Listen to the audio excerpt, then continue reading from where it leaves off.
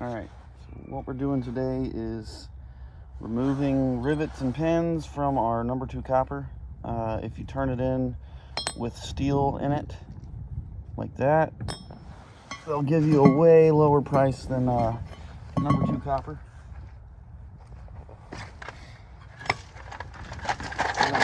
We want to clean that up. You can grind it, but grinding it's going to leave some in there and it'll still stick to a magnet. So you always want to check, even though this looks like rusty steel, it's actually number 2 copper, because you can put a magnet right there. It won't stick, but when you go next to the screw it will. So we want to check it with a file. Got a nice pink color, that's number 2 copper. So yeah, check your stuff with a magnet. If it doesn't stick, scratch test it. When you scratch it, you're looking for brass, copper, aluminum, or stainless. If it's copper, it's pinkish color. If it's brass, it's yellow, or a darker yellow, kind of orangey, would be red brass. It's hard to differentiate unless you have a known piece of brass and a known piece of copper, and then you can differentiate the color between red brass, yellow brass, and number 2 copper. So we can do that. I've got a couple videos on that, but we can go ahead and show you the difference.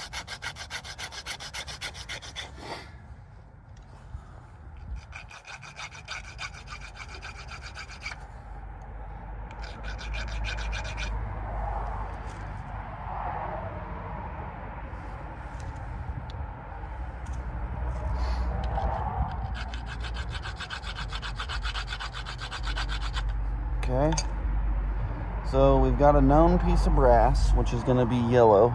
It's hard to tell in the light where you scratched it, but yellow brass. And then we've got number 2 copper, which is like the pinky color. Look at that bright yellow brass. And then we've got, not this end, but the screw. Compared to that, gosh, this lighting sucks.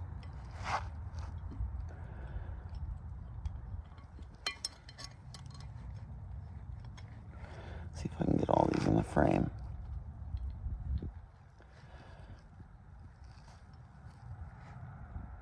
So you can see this is yellow, this is pinkish, and then this is a not so pinkish, not so yellow. It's in between. That's red brass.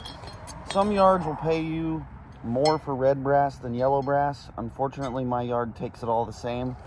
But if it's the brass rivets, you can leave those in at my yard. You want to check with your yard. But in order to get number 2 copper, I got to take out the steel pins. So the way I do that is I get a rotor, and all your rotor is going to have holes in it. I like to stick that right over the hole, because if you stick it over to the side, the copper's going to bend, the rivet might bend with it.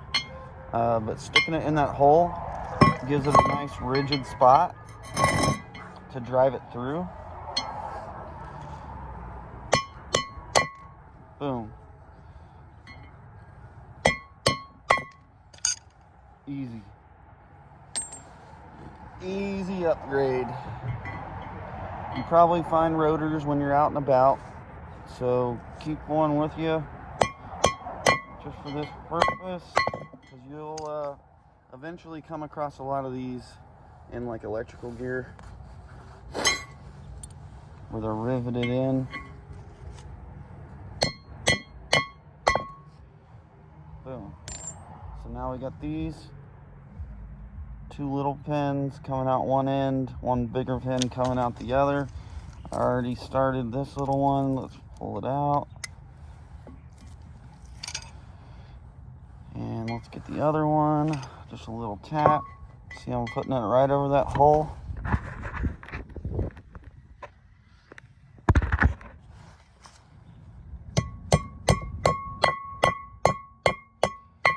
Sometimes they'll bend on you.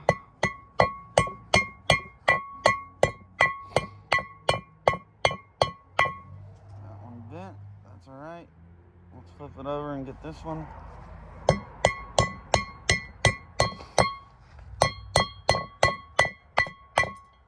Okay. Try this one. Got the first one. Sometimes I don't want to go all the way through, but you can grab it and pull it out.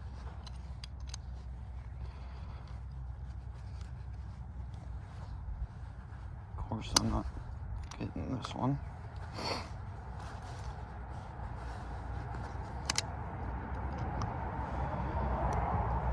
Wiggle it out of there. Now let's get the second one. Sometimes you gotta bend these where they'll be more at an angle that works.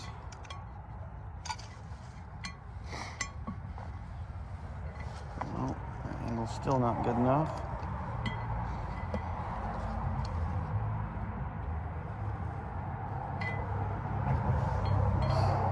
There we go. Second one.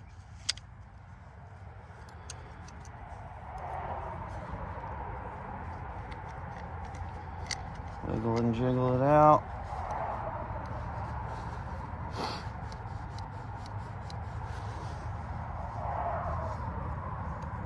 Of course, give me a hard time.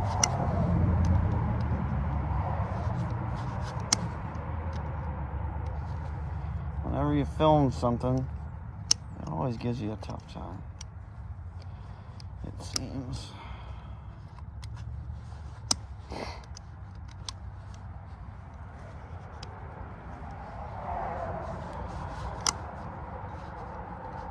Come on. Come on.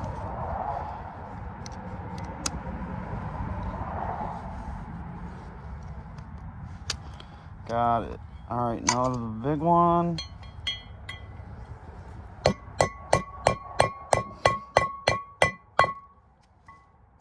Bingo.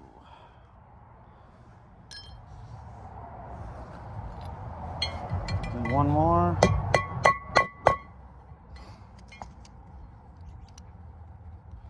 I've already done about a dozen of these, and the little ones were flying out on their own, and now they're not.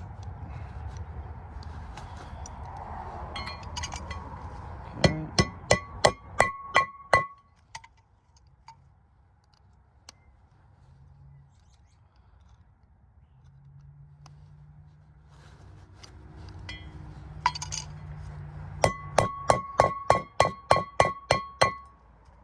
All right. So, clean up your number 3 copper into number 2. You'll get a lot more money. So, appreciate you stopping by. See ya in the next one.